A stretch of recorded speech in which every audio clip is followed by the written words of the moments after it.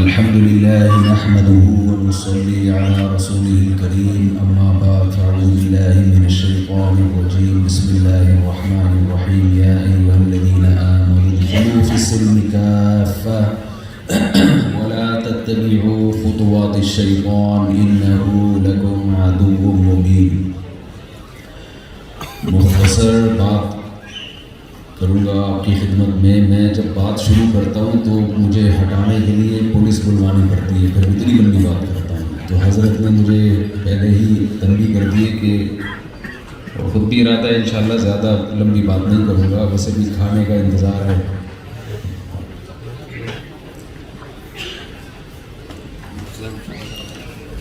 نکاح کی مجلس ہے،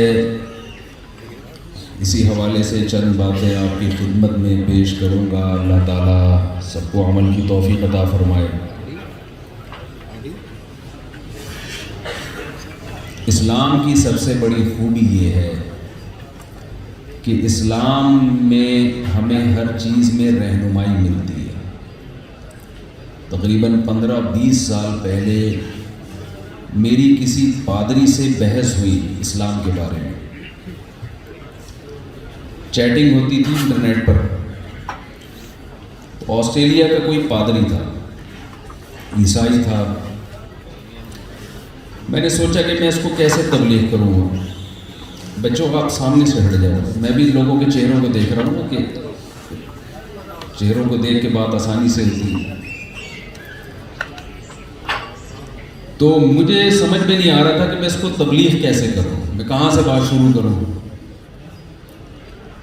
تو میں نے یہ نہیں پہلے بتایا کہ میں مسلم ہوں، میں مسلمان ہوں. میں نے ایک نیوٹرل شو کیا اپنے آپ کو.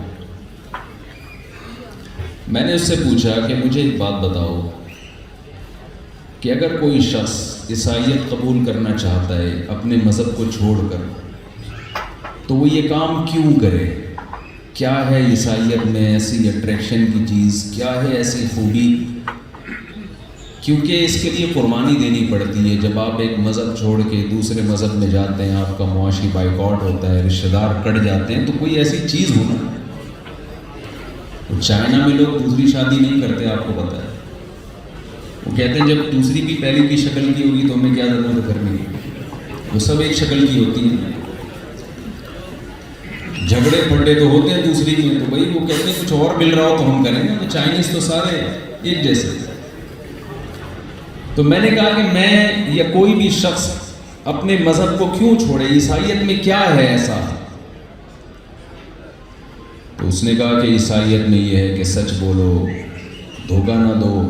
اتنی اچھی اچھی تعلیمات ہیں. میں نے کہا بھائی یہ تو ہندو بھی کہتا ہے کہ سچ بولو، جھوٹ نہ بولو. سکھ بھی یہی کہتے ہیں کہ سچ بولو، جھوٹ نہ بولو، دھوکہ نہ دو. میرے ابا بھی یہی کہتے تھے، میری والدہ بھی یہی کہتی تھی، میرے ماموں بھی یہی کہتے تھے. اس کے لیے مجھے عیسائی بننے کی کیا ضرورت ہے؟ یہ تو ساری دنیا کہتی ہے. تو انہوں نے کہا کہ نہیں، عیسائیت میں بہت اچھی اچھی تعلیمات ہیں، لیکن کوئی بات کر نہیں سکے.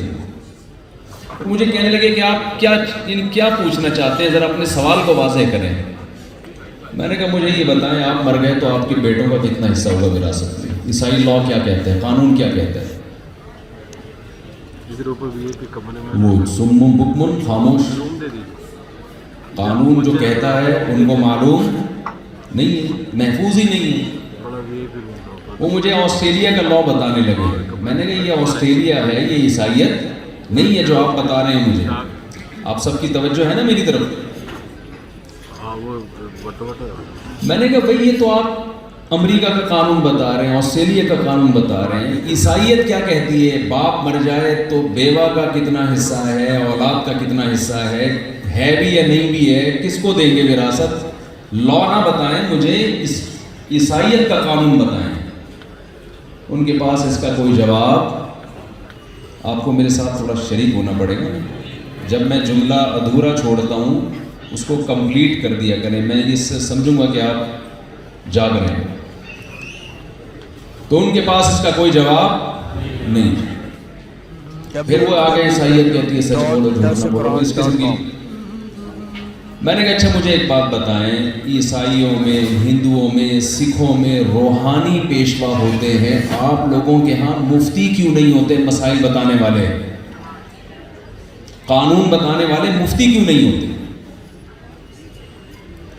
پھر انہوں نے کہا بھائی فار ایگزامپل کوئی مثال دیں۔ میں نے کہا دیکھیں ہمارے ہاں لوگ عدالت سے کوئی فیصلہ کروا کے پھر مفتیوں سے بھی رجوع کرتے ہیں، بھئی یہ تو پاکستان کا قانون ہے، اسلام کا قانون کیا کہتا ہے اس بارے میں، کرتے ہیں نا رجوع لوگ۔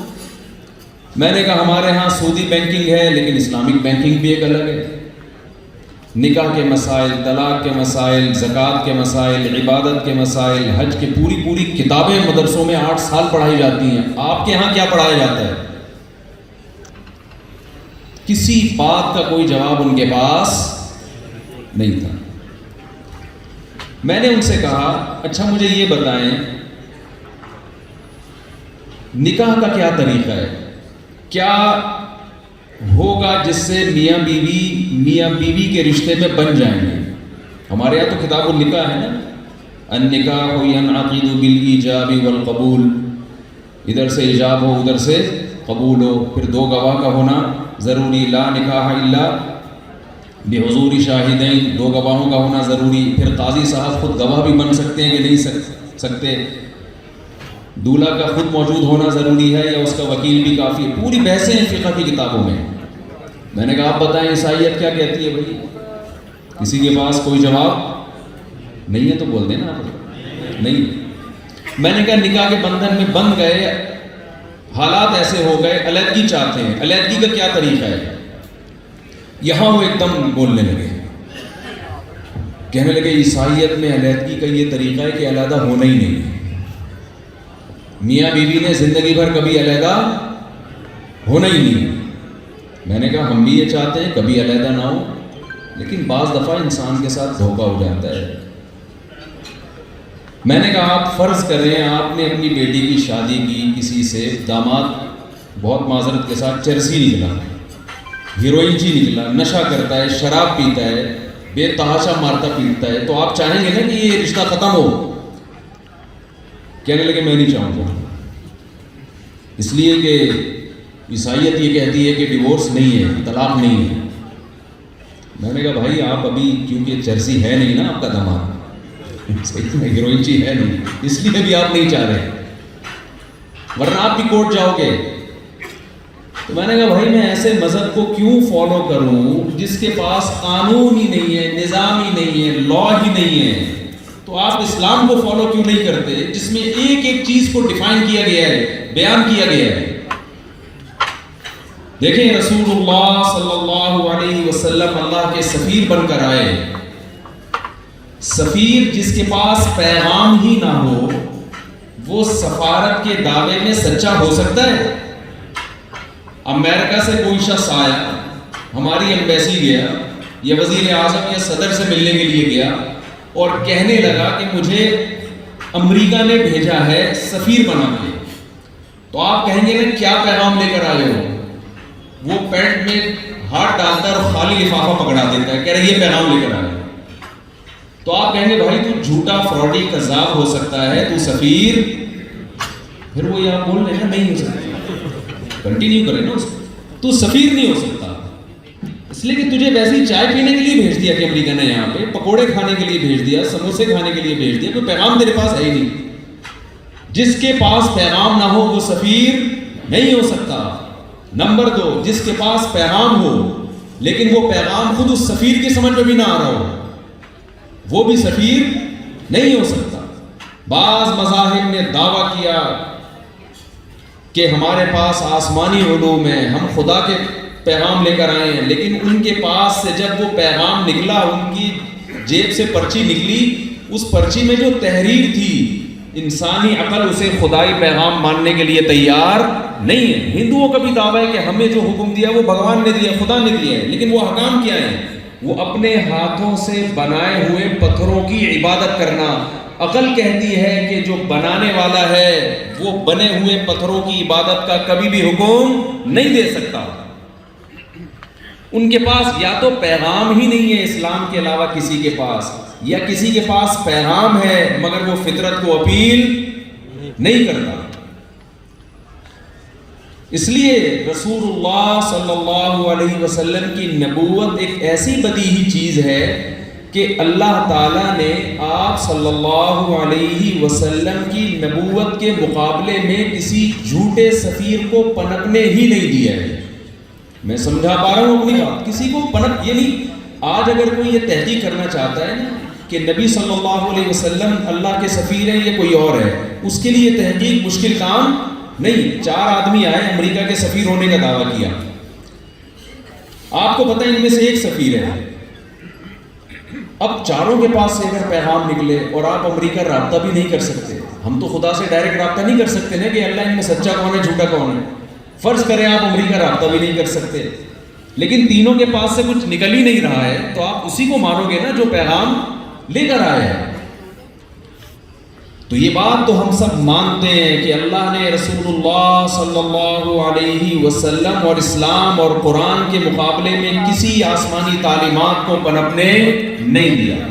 لہذا یا تو ہمارے پاس اسلام ہے یا لبرلزم ہے، جو اسلام کو سرے سے مانتے ہی نہیں ہے. اب 2 فیصلوں میں سے ہمیں ایک کرنا ہے، یا تو ہمیں اسلام کو فالو کرنا ہے یا گورے کو فالو کرنا ہے، یونائٹڈ نیشن کو فالو کرنا ہے، مغربی اقوام کو فالو کرنا ہے. اس کے علاوہ ہمارے پاس تیسرا آپشن، پھر وہی آپ چپ رہتے ہیں، نہیں ہے نا کوئی ہے آپشن.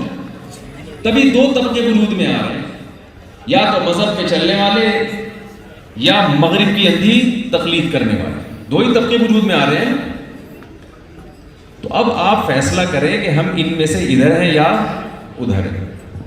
دیکھو ادھر اگر آپ جاتے ہو نا تو وہاں تمام تر فیصلے ہوتے ہیں عقل سے. صحیح اور غلط کا فیصلہ کس سے کیا جاتا ہے؟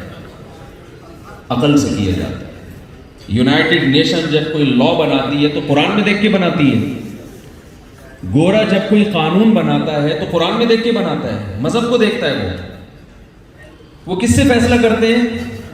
عقل سے. ایک انگریز نے پوچھا مسلمان سے کہ تم لوگ خنزیر کیوں نہیں کھاتے؟ مسلمان نے کہا یہ ناپاک ہے. اس نے کہا دھو کے کھا لو. عقل سے جواب دینا ممکن ہے اس کا؟ بہت مشکل ہے. ویسے اس زمانے میں دیکھیں عقل کی بات میں کر رہا ہوں نا. انگریز نے کیا جواب دیا کہ بھائی یہ کیوں نہیں کھاتے تم؟ مسلمان نے کیا جواب دیا؟ یہ کیا ہے؟ ناپاک. ناپاک جانور ہے، ہم ناپاک جانور نہیں کھاتے. تو گورے نے کہا کہ دھو کے کھا لو نا. بتاؤ دھو کے بھی کوئی چیز ناپاک رہتی ہے؟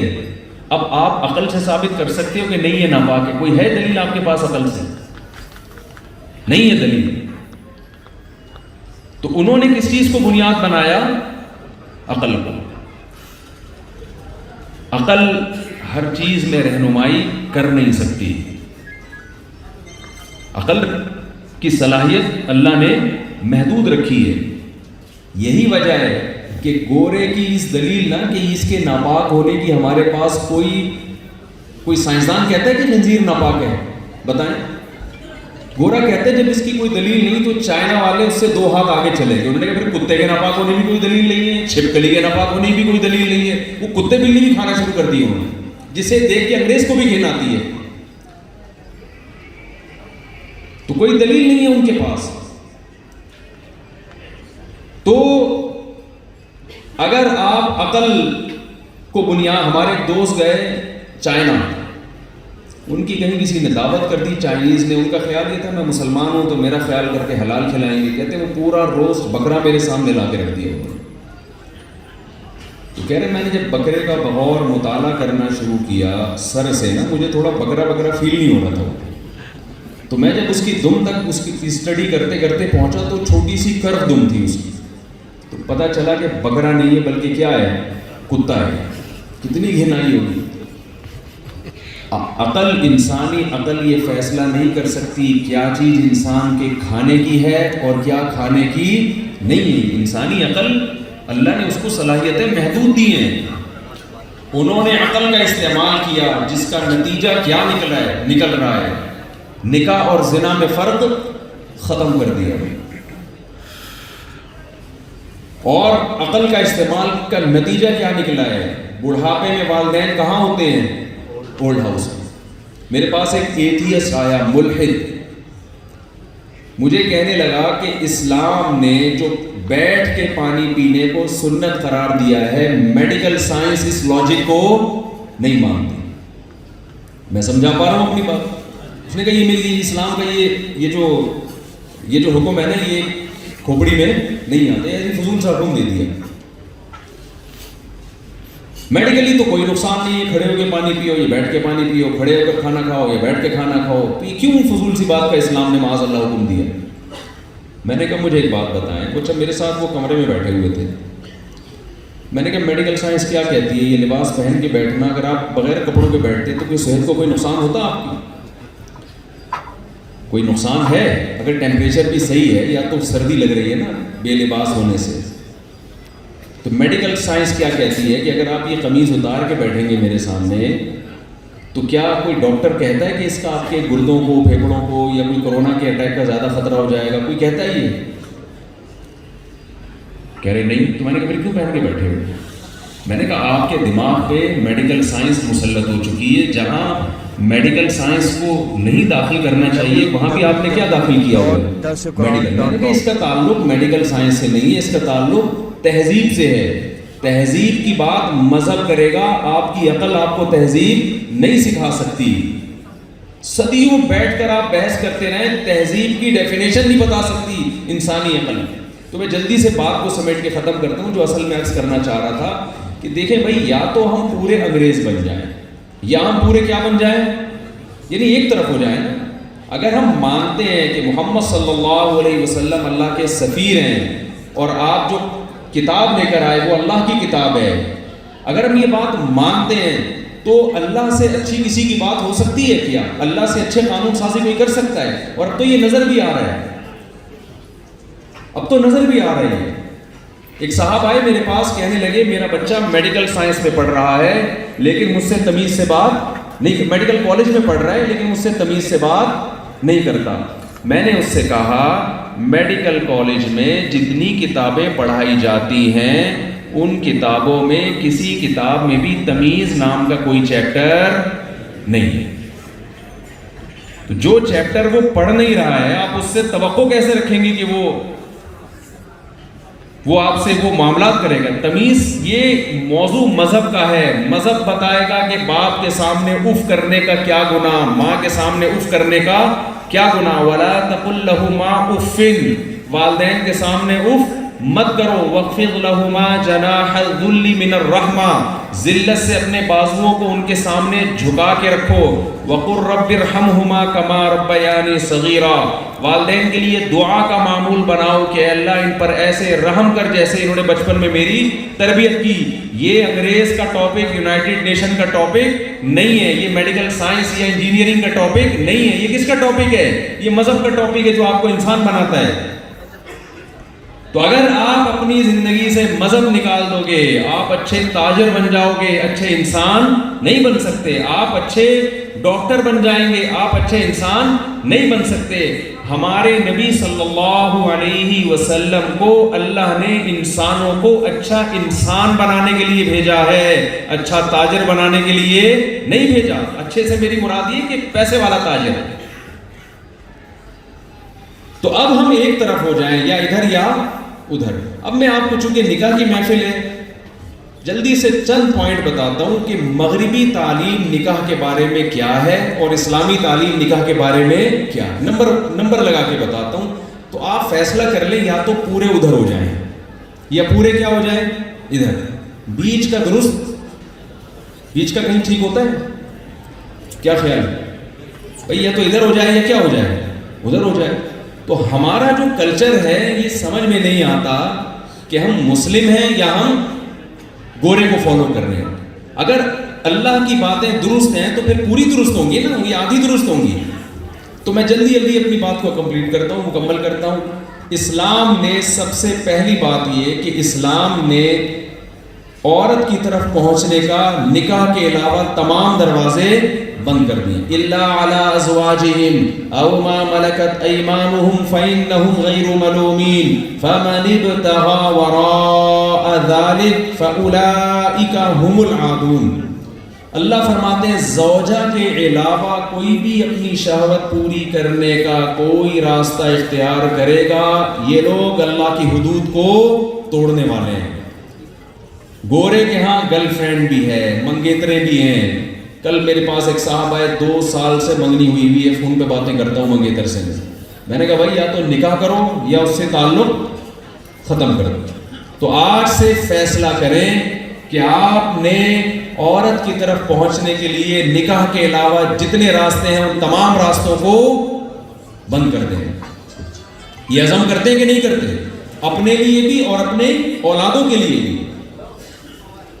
گورے کے ہاں ایسا نہیں ہے، ان کے ہاں گرل فرینڈ بوائے فرینڈ شادی ان کے یہاں ایک ایسے ہی آپشنل ہے، کر لو ٹھیک ہے۔ بچے پہلے پیدا ہو رہے ہیں، شادیاں بعد میں ہو رہی ہیں ان کے، تو کامن ہو گیا ہے۔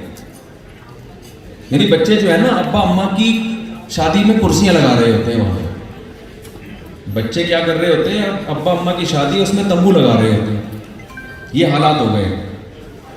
اسلام کیا کہتا ہے؟ نکاح کے بغیر زندگی نہیں گزارنی۔ دوسری بات، اسلام میں اور مغربی کلچر میں فرق کیا ہے؟ اسلام کہتا ہے نکاح آپ نے جلدی کرنا ہے، اور لبرلزم کیا ہے؟ لبرل لوگوں کی تعلیمات کیا ہیں؟ نکاح جلدی کرنا ہے یا دیر سے کرنا ہے؟ ذرا بولتے رہیں گے تو بات جلدی ختم ہو جائے گی۔ دیر سے کرنا ہے، تو ہم نے جلدی کو پروموٹ کرنا ہے یا دیر سے نکاح کو پروموٹ کرنا ہے؟ یہاں بھی مسلمان ڈنڈی مارتے ہیں، جلدی کی ڈیفینیشن بھی خود متعین کی ہوئی ہے۔ مان جاتے ہیں کہ جی ہم مسلمان ہیں، ہم جلدی نکاح کے قائل ہیں۔ جلدی کی تعریف کیا ہے؟ ایک صاحب میرے پاس آئے، 40 سال ان کی عمر تھی، کہتے ہیں آپ کا بیان سن کے میں جلدی نکاح کر رہا ہوں۔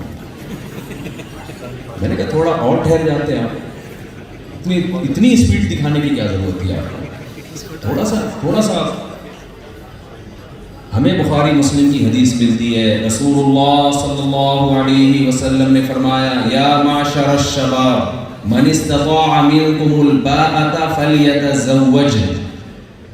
اے نوجوانوں، شباب کا زمانہ، علامہ نووی، علامہ ابن حجر رحمہ اللہ تعالیٰ نے اس حدیث کے تحت لکھا ہے زمانہ شباب 15 سال میں شروع ہوتا ہے، لہذا اس حدیث میں نبی صلی اللہ علیہ وسلم 15 سال کے نوجوانوں کو خطاب کر رہے ہیں کہ تم میں جو نکاح کی استطاعت رکھتا ہے وہ کیا کرے؟ بولے نا بھائی، نکاح کرے۔ یہ دوسری بات، سب 3 پوائنٹ ہو گئے نا، یہ پوائنٹ نوٹ کر لیں۔ پہلا پوائنٹ کیا ہے؟ نکاح کے بغیر نہیں زندگی گزارنی۔ دوسرا پوائنٹ کیا ہے؟ نکاح جلدی دہراتے رہنا۔ دوسرا پوائنٹ کیا ہے؟ اسلام کیا کہتا ہے نکاح کیسے کرنا ہے؟ جلدی۔ تیسرا، جلدی کی ڈیفینیشن کیا ہے؟ 15 سال۔ چوتھا، یہاں بھی گڑبڑ ہوتی ہے، لوگ کہتے ہیں اس حدیث میں آتے ہیں جو نکاح کی استطاعت رکھتا ہے وہ نکاح کر لے، مجھ میں استطاعت نہیں ہے، یہاں بھی گڑبڑ کر دی۔ کیوں استطاعت نہیں ہے؟ میں صرف 50,000 روپے کما رہا ہوں، میں صرف 1 کروڑ روپے، ایسے بھی لوگ بھی ہیں، میں صرف 2 کروڑ روپے کما رہا ہوں، اس آمدن میں بیوی کے خرچے پالنا ممکن نہیں ہے۔ یہاں بھی استطاعت کا مطلب خوب سمجھ لیں۔ قرآن نے غربت کو، مہنگائی کو استطاعت کی تعریف میں داخل نہیں کیا، بلکہ جو آدمی یہ کہتا ہے میری جیب میں پیسے نہیں ہیں اس لیے میں شادی نہیں کر رہا، اس کی جڑیں کھوکھلی کر دی ہیں قرآن نے۔ قرآن کہتا ہے انکحوا الایام منکم والصالحین من عبادکم وامائکم ان یکونوا فقراء یغنیہم اللہ من فضلہ، اپنے اولادوں کا نکاح کرا دیا کرو، اگر یہ فقیر ہوں گے تو اللہ انہیں اپنی فضل سے غنی کر دے گا۔ تو فقر و فاقہ کو اللہ نے نکاح میں رکاوٹ نہیں سمجھا۔ غریب یہ نہیں کہہ سکتا کہ مجھ میں نکاح کی استطاعت نہیں ہے۔ پھر کیا مطلب ہے استطاعت نہ ہونے کا، وہ میں ابھی بتاتا ہوں آگے چل کے انشاءاللہ، پورا آپ کو انشاءاللہ میں پکا کر کے جاؤں گا۔ استطاعت نہ ہونے کا مطلب کیا ہے وہ میں بتاتا ہوں ابھی۔ پہلے تو میں اس کو پکا کر رہا ہوں کہ غربت، مہنگائی یہ اسلام میں نکاح میں رکاوٹ نہیں ہے۔ صحیح ہے بخاری کی حدیث سے بھی ہمیں یہ پتہ چلتا ہے۔ صحیح بخاری کی حدیث ہے، رسول اللہ صلی اللہ علیہ وسلم ایک محفل میں تشریف فرما تھے، صحابہ کرام بیٹھے ہوئے تھے، ایک خاتون آئی، انہوں نے عرض کیا یا رسول اللہ میں آپ سے نکاح کرنا چاہتی ہوں۔ نبی صلی اللہ علیہ وسلم نے اس خاتون کے چہرے کی طرف دیکھا، نکاح سے پہلے ایک دفعہ دیکھنا جائز ہے، پھر آپ صلی اللہ علیہ وسلم نے اپنی گردن مبارک کو جھکا لیا۔ نبی صلی اللہ علیہ وسلم کے اخلاق تھے کہ آپ کسی کے سامنے آپ نے ان کو انکار کرنا پسند نہیں کی، خاموشی، یہ خاموشی اس کی علامت تھی کہ آپ اس نکاح پہ راضی نہیں ہیں۔ محفل لگی ہوئی تھی، ایک صحابی نے عرض کیا یا رسول اللہ اگر آپ کو اس خاتون سے نکاح میں رغبت نہیں ہے تو آپ میرا نکاح اس خاتون سے کرا دے۔ تو بول دے نا، اتنی سست، اتنی جملہ مکمل کرنے میں اتنی سستی ہوگی تو نکاح کرنے میں تو پھر آپ بہت سستی دکھائیں گے کہ یا رسول اللہ اگر آپ کو اس خاتون سے نکاح میں رغبت نہیں ہے تو آپ میرا نکاح ان سے کرا دیں۔ ان خاتون کو پورا حق تھا کہ وہ یہ پیشکش مسترد کر دیتی، وہ خاتون خاموش رہی۔ یہ خاموشی اس کی علامت تھی کہ یہ صحابی کی اس پیشکش کو مسترد نہیں کر رہی۔ آپ صلی اللہ علیہ وسلم نے فرمایا کہ تمہارے پاس کیا ہے مہر کے طور پہ دینے کے لیے؟ ان صحابی نے کسی کو گھر بھیجا کہ جاؤ دیکھ کے آؤ، کچھ بھی نہیں نکلا۔ آپ نے فرمایا التمس ولو خاتما من حدید، چاندی یا سونے کی نہ صحیح لوہے کی بھی کوئی چھلا مل جاتا ہے نا، انگوٹھی مل جاتی ہے لوہے کی، وہ لے آؤ مہر میں دے دیں۔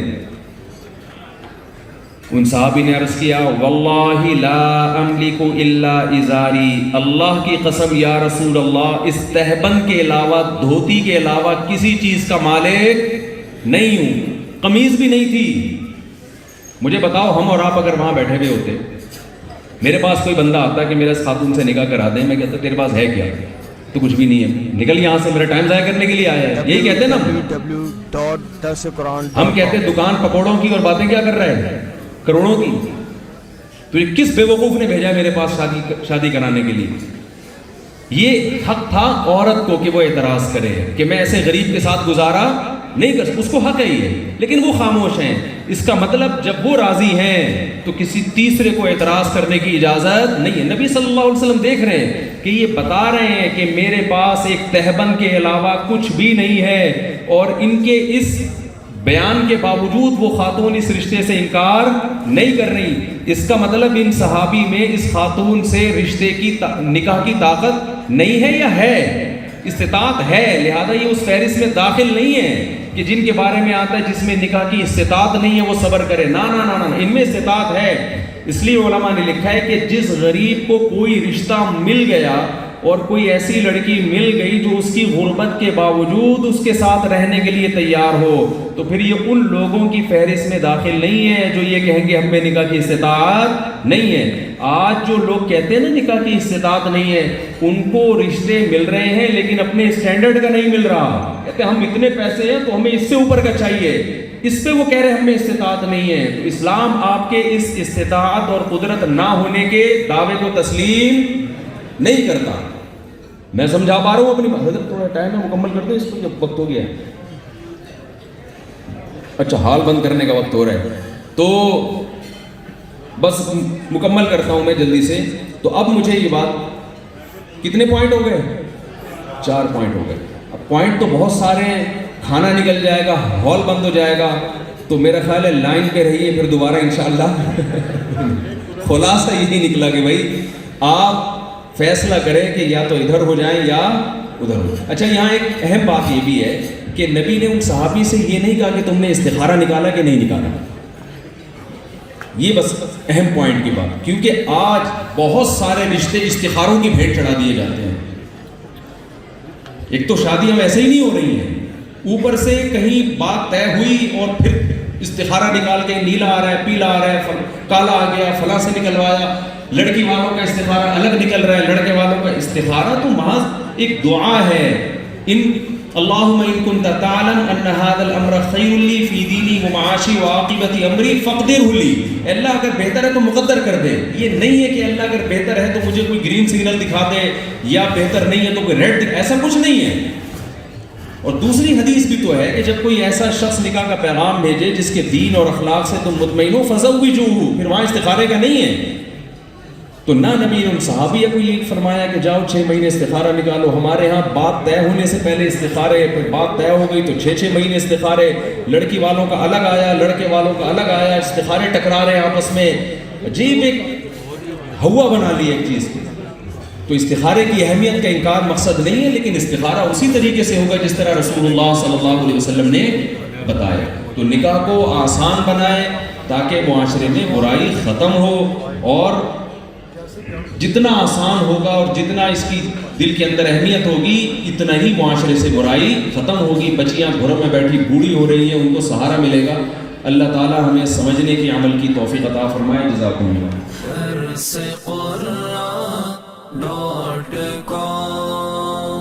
www.darsequran.com